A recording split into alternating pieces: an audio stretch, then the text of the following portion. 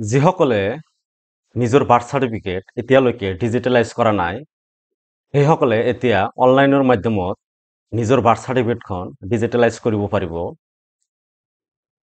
কি ডকুমেণ্টৰ প্ৰয়োজন হ'ব, ক'ৰ পৰা অনলাইন কৰিব লাগিব, এই ভিডিঅ'ত আলোচনা কৰিম। ভিডিঅ'টো চাই থাকিব। আহক মোৰ কম্পিউটাৰ স্ক্ৰীনত babuprinterz.in মই এই আৰ্টিকেলটো লিখিছোঁ।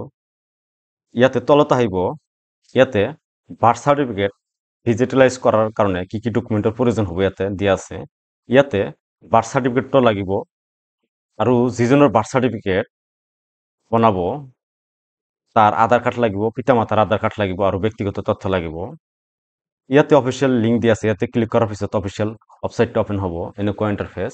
ইয়াতে লগইনত ক্লিক কৰি জেনাৰেল পাব্লিকত ক্লিক কৰিলে ইয়াতে ফাৰ্ষ্ট সাইন আপ কৰিব লাগিব। ইয়াতে ৰেজিষ্ট্ৰেশ্যন কৰি সাইন আপ কৰাৰ পিছত লগইন কৰাৰ পিছত ইয়াৰ পৰা অনলাইন কৰিব পাৰিব। আৰু অনলাইন কৰোঁতে ডকুমেণ্টৰ প্ৰয়োজন, এইকেইটা ডকুমেণ্টৰ প্ৰয়োজন হ'ব। আৰু এই আৰ্টিকেলটো ক'ৰ পৰা উলিয়াব, গুগলত যাই চাৰ্চ কৰিব বাৰ্থ চাৰ্টিফিকেট বা বাৰ্থ লিখি babuprinterz লিখিব। লগতে লিখাৰ পিছত চাৰ্চ কৰাৰ পিছত তলত ৰিজাল্ট আহিব। ইয়াতে বাৰ্থ চাৰ্টিফিকেট ডিজিটেলাইজেশ্যন লিখা আছে। ইয়াতে ক্লিক কৰাৰ পিছত এনেকুৱা এটা আৰ্টিকেল ওপেন হ'ব। বা আপুনি babuprinterz.in ৱেবছাইটত ভিজিট কৰি ইয়াতে চাৰ্চত ক্লিক কৰি ইয়াতে বাৰ্থ লিখিলেও আৰ্টিকেলটো আহি যাব।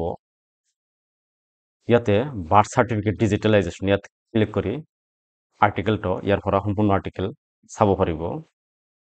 আৰু যদি আপোনালোকে মোৰ সহায়ত বাৰ্থ চাৰ্টিফিকেট অনলাইন কৰিব বিচাৰে তেনেহ'লে মোৰ এই হোৱাটছআপ নম্বৰত যোগাযোগ কৰিব বা ডকুমেণ্ট সেন্ড কৰি দিব। মই ইয়াৰ পৰা অনলাইন কৰি দিম। আৰু মই এই লাৰ্ণ উইথ babuprinter ইউটিউব চেনেলত ক্লাছ 6ৰ পৰা PhD লৈকে যিকোনো ইনফৰমেশ্যন, এডমিশ্যনৰ ইনফৰমেশ্যন আপলোড কৰি থাকোঁ। এই চেনেলটো ছাবস্ক্ৰাইব কৰিব।